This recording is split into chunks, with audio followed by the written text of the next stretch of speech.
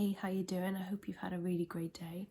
I know this is totally different. Obviously, it's a different setting because I'm like lying on my bed in my PJs. I thought, you know what? Because I want to talk about something that is extremely personal, I thought, might not be the worst thing by kind of keeping it quite casual like this. So today I wanted to talk about the experience that I had when I realized my compulsive skin picking was a part of me trying to communicate with myself. I talk a lot about how when we compulsively skin pick, it's because we are perhaps avoiding something, or if we're feeling obliged to do something that we don't want to do. It's quite often a case of like an inner part of us that's acting out because we're not listening to it.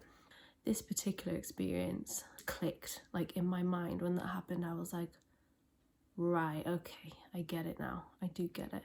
It's a hard experience, like a memory, and you think back and you're just like, ugh.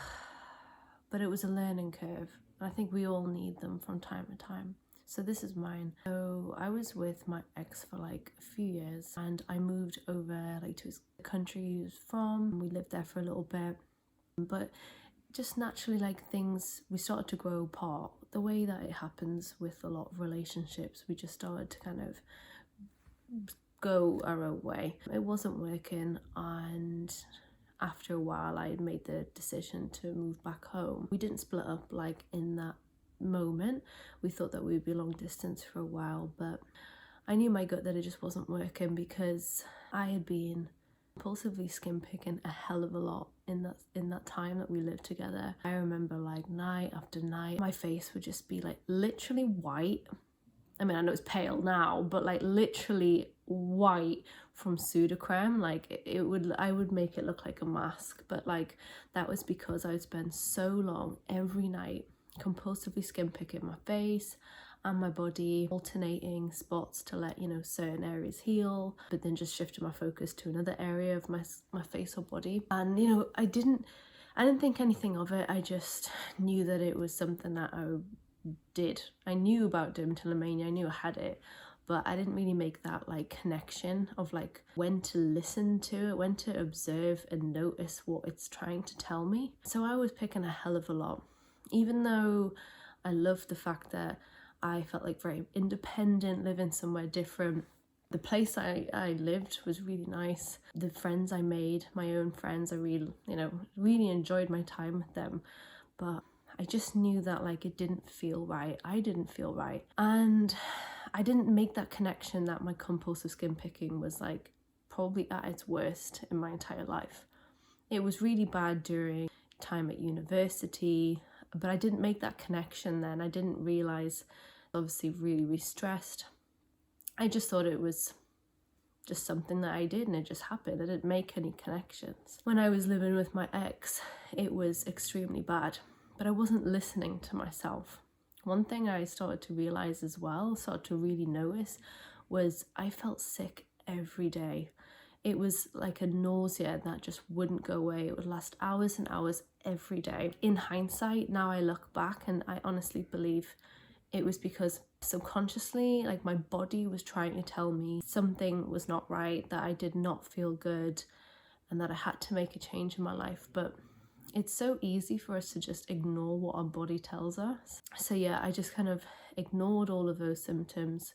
The fact that I felt really low, really low, very drained, energy completely zapped, and just didn't feel good. But I was trying so hard to make it work just because I didn't want to feel like a failure. And it was a huge step, moving somewhere different. Didn't really want to quit it all and go back to the beginning and go back to square one again, so it felt in my head. But after a while I'd finally made the decision. I was like, you know what, I'll move back home. We'll still be together, but just be separated, whilst we kind of figure it out. He was like continuing with his studies at the time, like over there. So I felt like, okay, well, this is an opportunity for me to kind of figure out what I want to do with my life. We're grown adults, let's see if it works out. But once I like moved home and kind of felt I could regain a bit of my own life again, a bit of independence, doing whatever I wanted to do kind of thing, I realized what we had really wasn't kind of worth saving because we had grown so distant from each other. He's a great person.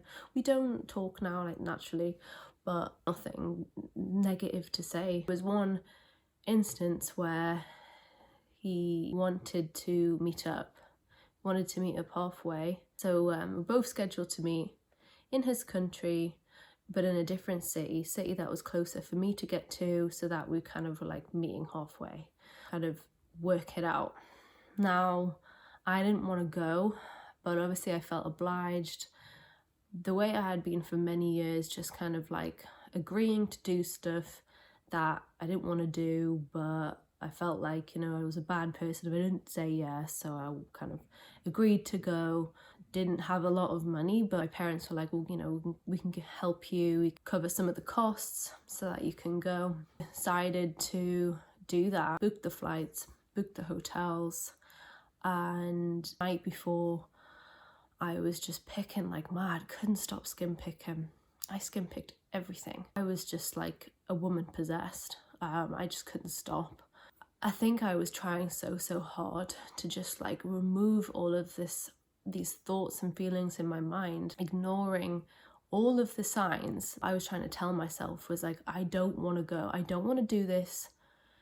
And in hindsight, I look back and I should have just said no, but I didn't, because I didn't feel like I had that strength in me to put my foot down and do what I wanted to do, which of course was not go. So the next day, I remember like slowly packing my bag, knowing I had this flight to catch, and just feeling this sickness in my stomach, just this dread. If you have anxiety and you get any physical symptoms, please drop them in the comments below. Let me know if there's any physical symptoms that you've experienced with anxiety, because for me, it is nausea. I don't know why. I never actually be sick, but it lasts hours and it is so uncomfortable. I can't eat anything, can't drink anything. I just feel so ill. My stomach was going crazy. A couple hours left kind of thing until I had to head to the airport.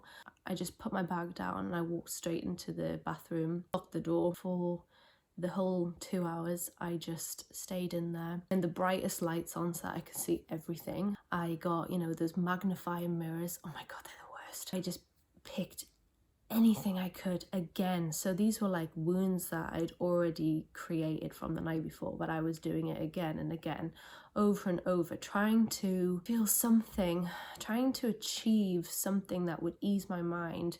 Usually picking would give me so much satisfaction, even though it was just a short-term feeling. Nothing felt satisfying enough.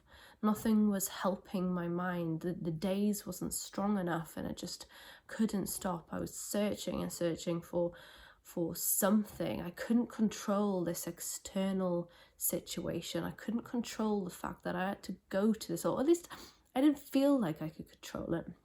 I didn't have that strength within me to say, no, I'm not going. I felt so helpless and out of control that I turned it inwards, of course. I said to myself, you know, I can't control how I look. And so naturally, my dermatillomania was focused on perfectionism and sorting my skin out and purifying, fixing my skin. Maybe it was also a way to distance myself from him as well. Maybe it was a part of me that felt like, if I do this, then I know that he can't come close to me at all, because I won't let him, because I know how I look. He was kind of using it as a safety mechanism as well, as a way to guarantee distance. But I just couldn't stop, and it got so hard that I ended up having a huge panic attack. I couldn't breathe, I couldn't see. My hands were clenched, I couldn't unclench them. I was freaking out. I was crying so hard. You know, if you have experienced a panic attack,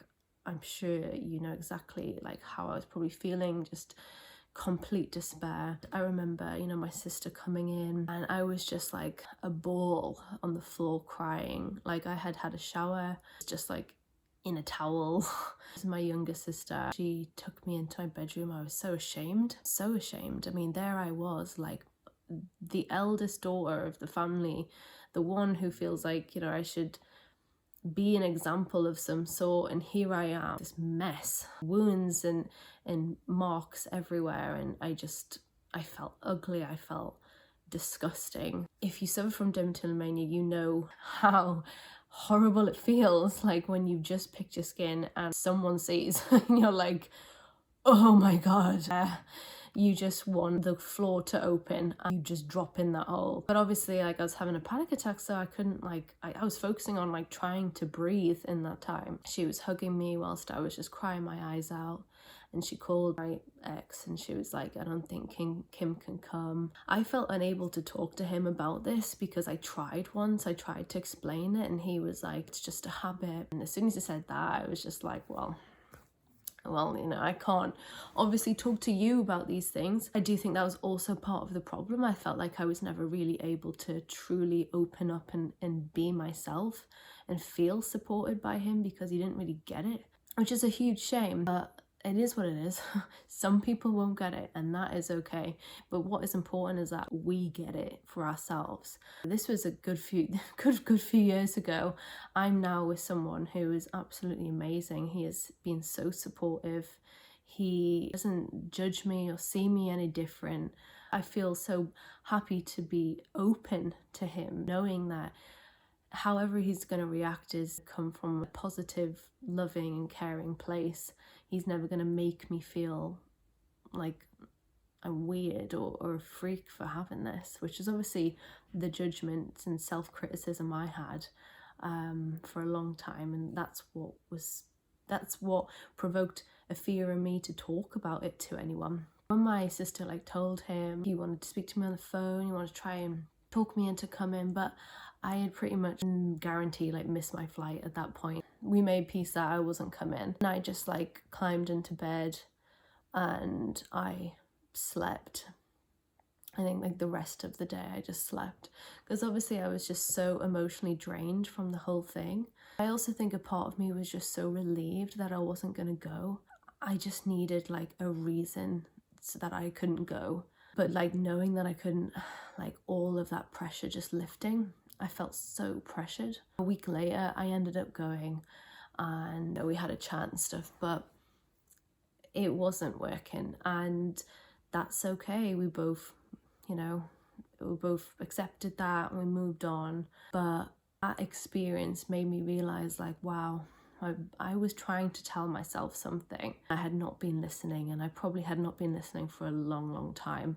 It's not a coincidence that I was picking like crazy during that time we were together. The reason I wanted to talk about this is just in case like you are kind of going through a similar thing, that maybe you live with someone and how they are with you, how you are with them, environment overall, like is making you compulsively skin pick a lot. Maybe that has a lot to do with it. I'm just saying like observe it, because in hindsight, looking back, I wish I knew that. I wish I had that confidence in myself to say, this is not working for me. I don't want to continue with this and I don't want to fly out and meet you. And know within myself that I am not a bad person for saying those things. Obviously, like I did not feel strong enough to feel like I was able to say that. Now I know that if anything like that happened again, there was a situation where I didn't want to go and I had an opportunity to say that I didn't want to go and I didn't feel comfortable, like I feel good now that I can just say no. I think it's all about setting healthy boundaries for yourself. Knowing when you want to do something, knowing when you don't want to do something, knowing what's right for you and what isn't, just taking charge, taking ownership of your own life. Not worrying so much about what other people think, because that's what I worried so much about what everybody thought of me. Felt like the worst person in the world wanting to end something that on the outside looked perfectly fine. You know, there's no reason to end it. Why you want to end it? On the inside, I wasn't happy, and that is a valid reason. So I hope this story kind of helps you in some way, because there could be something, I'm not saying like exactly like this, but there could be something in your own life that might be triggering a lot of the compulsive skin picking, and a part of you is trying to communicate the message to yourself, is trying to say that something needs to change, something needs action. Maybe that's the case, and maybe there's a part of you that doesn't feel confident enough to make that change. And that's okay. Confidence takes time. It takes a lot of self-acceptance and getting rid of that huge self-criticism, the self-judgment, and understanding that this is a journey and it requires patience, it requires compassion and love and care. The same amount of love and care that we put into those that we love, we need to put that back into us as well. Please comment in the section below if you have any thoughts on this. Maybe something similar has happened to you. Maybe there has been like a eureka moment in your life when you realized, I need to take action on this. Something that's made you realize, wow, I need to start listening to myself. I need to start taking this thing seriously. I would be really, really keen to understand more and hear about your personal journey. And if you haven't already, please like and subscribe. Oh, I feel so lame always asking that. It means a lot to me. And yeah, weird talking about this. I don't think I've ever talked about it before, openly. Anyway, have a great day and I'll see you again in 3 days.